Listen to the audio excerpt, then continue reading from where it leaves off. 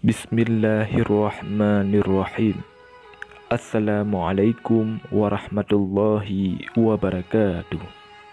Innal hamdalillah nahmaduhu wa nasta'inuhu wa nastaghfiruh wa na'udzu billahi min syururi anfusina wa min sayyiati a'malina.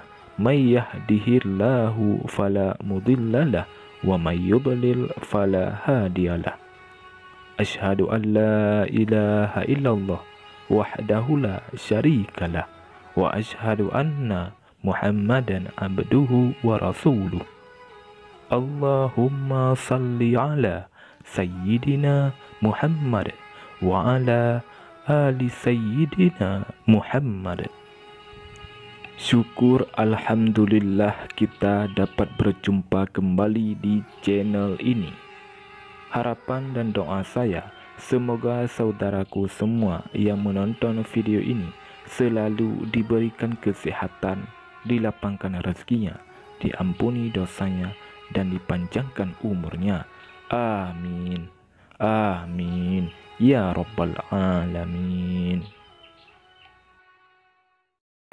Saudara muslim yang dirahmati Allah Subhanahu wa Ta'ala, neraka diciptakan bagi mereka yang tidak patuh terhadap perintah Allah Subhanahu wa Ta'ala dan selalu melakukan perbuatan maksiat. Di dalam neraka, para pendosa akan disiksa dengan api neraka yang sangat panas. Semua perbuatan buruk mereka selama di dunia akan mendapatkan balasan di neraka. Setiap orang yang beriman pasti mendambakan untuk bisa masuk surga. Namun celaka atau tidaknya kita di akhirat kelak tergantung dari amal perbuatan kita selama hidup di dunia.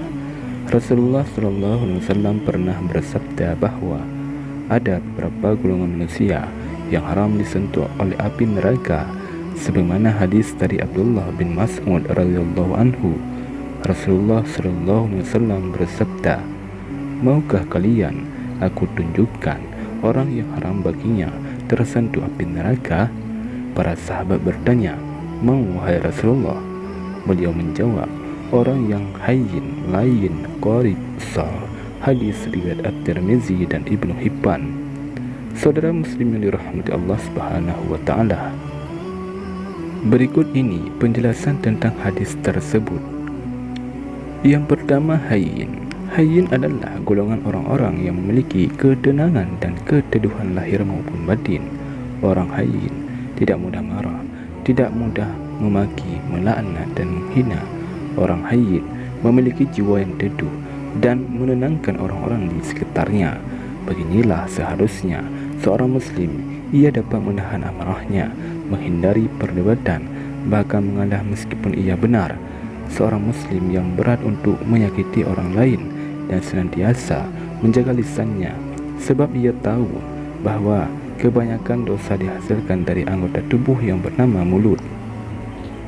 Yang kedua, lain. Lain adalah sebutan bagi orang-orang yang senantiasa menginginkan kebaikan untuk sesama manusia. Orang lain memiliki sifat yang lembut dan santun baik dalam bertutur kata dan bersikap, tidak kasar, tidak mengikuti hawa nafsu sendiri, lemah lembut kepada setiap orang. Terkadang nafsu dan ego kita yang selalu ingin menang sendiri dan hanya memikirkan kepentingan pribadi justru menyebabkan keburukan bagi diri kita.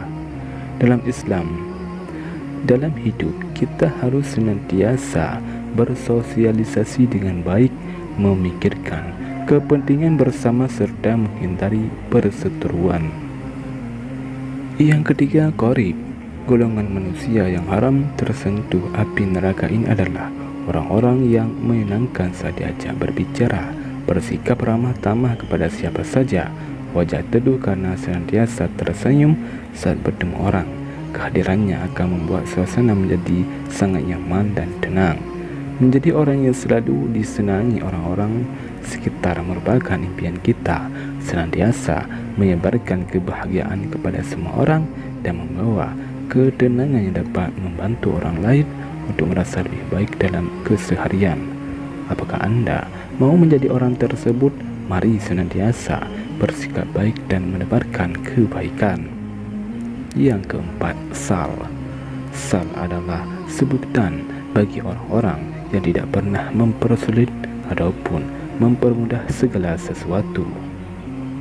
Orang sal selalu ada cara untuk menyelesaikan setiap permasalahan secara baik-baik dan kepala dingin. Islam mengenal istilah bermusyawarah dalam mengambil setiap keputusan, jalan yang baik untuk menentukan sebuah pilihan yang terpilih. Menjadi seseorang yang mampu berpikir jernih meski dalam waktu genting merupakan sosok yang patut dihormati dan ditiru. Perilaku sal selalu penuh pengabdian bisa dijadikan contoh bahawa tidak semestinya kita acuh dengan urusan orang lain. Tidak ada salahnya untuk selalu, selama yang urusan ditangani tidak merugikan orang lain dan melanggar syar'i. Keempat golongan manusia yang haram disentuh api neraka ini bisa dijadikan contoh bahawa rahmat Allah Subhanahu wa taala sangat besar sehingga memungkinkan orang-orang dengan sifat tersebut bisa terhindar dari api neraka yang panas. Jika kita merasa kesulitan untuk mencontohkan keempatnya, setidaknya contohlah dari keempat golongan manusia ini dan tetaplah istiqamah di jalan Allah Subhanahu wa taala. Saudara muslim yang dirahmati Allah Subhanahu wa taala, itulah golongan orang-orang yang haram disentuh api neraka. Namun pada intinya, orang yang haram tersentuh api neraka adalah mereka yang selalu menjaga hubungan baik dengan Allah Subhanahu wa taala dan hubungan baik dengan manusia. Demikianlah yang dapat saya bagikan pada video kali ini. Semoga kita semua termasuk orang-orang yang haram tersentuh api neraka. Amin ya rabbal alamin. Wallahu a'lam bishawab. Assalamualaikum warahmatullahi wabarakatuh.